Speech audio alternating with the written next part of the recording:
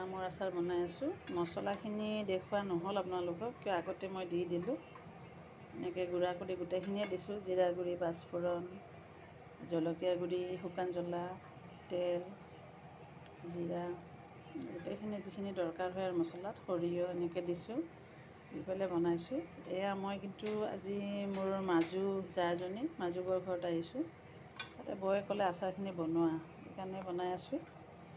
বতৰো বেয়া, বৰষুণ দি আছে, ৰ'দত যিহেতু দিব নোৱাৰি, সেইকাৰণে মানে এনেওতো কেৰাহীত বনাব পাৰি এনেকৈ তেল মছলা গৰম কৰি, তথাপি ৰ'দ নাই যিহেতু তেল গৰম কৰি পেলাই ইয়াতে আৰু মছলা চছলা সানি অলপ জুইত হেৰি কৰি লওঁ, আচাৰখিনি ভালে থাকিব। এনেকৈ বনালোঁ।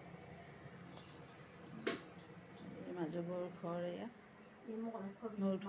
উঠোৱা নাই জানো।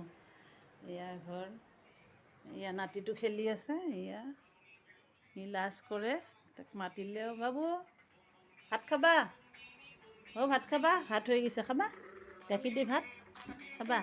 এই দি আছে নানি ভাত, নোখোৱা এতিয়া? খাবা দিয়া গাখীৰৰ লগত। এয়া মাজুবৰ নাতি, এইটো মোবাইল চাই আছে। মাজুবৰ ঘৰ।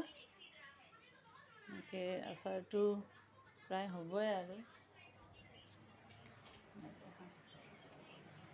এই আচাৰটো হ'বই আৰু, অলপ জুইত দি লৈছোঁ। অলপ সময় থাকিলে ভাল আৰু বস্তুটো লাৰি চাৰি মছলাখিনি গোটেই সোমাই গ'লে আমৰ ভিতৰত এনেকৈ ভাল।